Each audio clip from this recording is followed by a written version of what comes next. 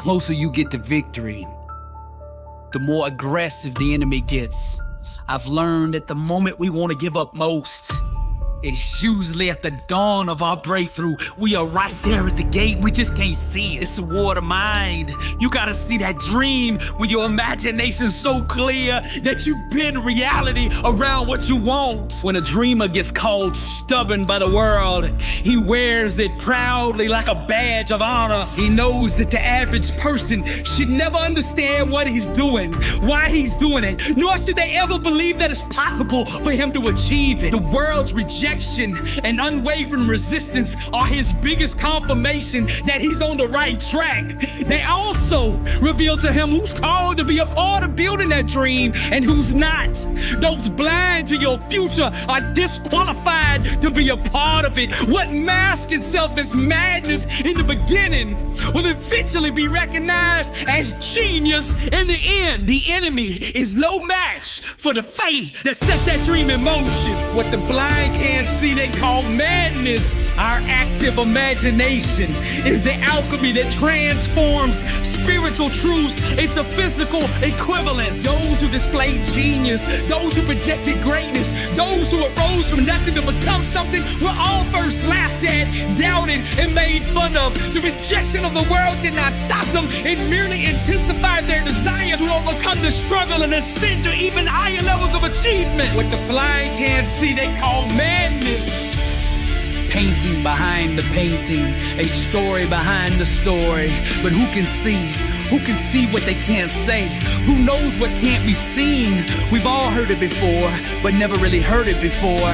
This is the place, the mental state, the inner gates where we seek to live. Let's run to the safe havens. Let us represent the abstract with the structure while making love to the mystical, pretending the chaos isn't chaos as we stand in solidarity, united under the banner of being audacious, rejecting the arms of reality in order to fool ourselves. Let us run to the safe havens. Let us imagine that what is no longer safe will still protect us while making love to the typical, pretending that the boredom is exciting as we stand divided in lies, united under the banner of being afraid, rejecting the arms of reality in order to fool ourselves. Do you remember the one they all doubted?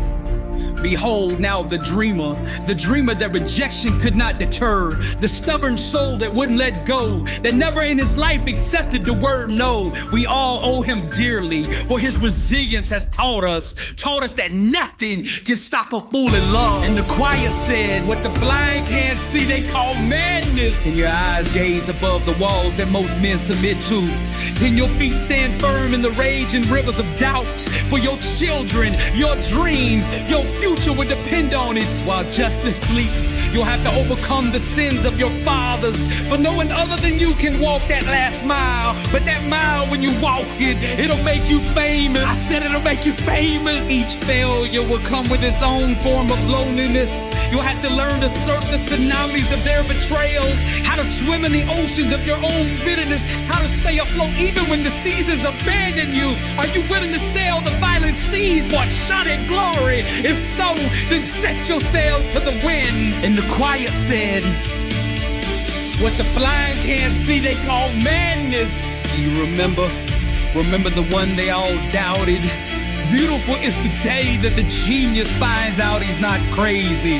Let him celebrate. Behold now the dreamer, the outcast who changed the world, the man who was brave enough to dream with his eyes open, that never in his life knew the word quit. We all owe him dearly, for his resilience has taught us that nothing can stop a fool in love. Who am I, you ask? I am the revolution of the soul, a pain so brilliant that the world went blind. I never cared what others thought. I just took my place in the sky and made the night envious. My flame challenged their narratives, their illusions, their perceived limitations. Unbothered by their resentment, I became the art that did the impossible. What they called stubborn was just a genius they couldn't comprehend. What they called crazy was just a greatness that they can never achieve. A language that their tongue lungs had not the capacity to speak. A dream that their small minds could not imagine, yet they admire the wings of the butterfly. And the choir said, what the blind can't see, they call madness. This is how I do it. I close my eyes and I go into the dream kitchen. I begin to imagine and I dream the life I want to live. I get a vision, a 4K, high definition, mental image with the exact specifications for how I want my life to look. I dream the life I want to live. All's hell continuously in one direction will create momentum in that direction. I just keep projecting that mind movie onto the back of my eyelids until it becomes my reality. There is no spoon. I dream the life I want to live. I said I dream the life I want to live. I said I dream the life I want to live. There is no spoon. That Christ is to fully acknowledge God's true residency, which is within us. You're 1,000 pregnant sons, but it's the word no bigger than your dream. Close your eyes. Close your eyes until you can see without them. Make the profound utterance of the sacred yes, yes, yes. When morning comes, faith will do the rest. You're the flame that won't stop burning, but it's time to renounce the republic of false truth.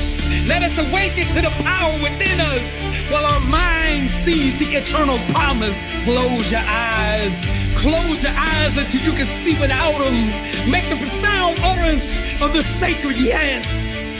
Yes. Yes. When morning comes, faith will do the rest. You're 1,000 pregnant sons, but it's the word no bigger than your dream. And the choir said, I dream the life I want to live.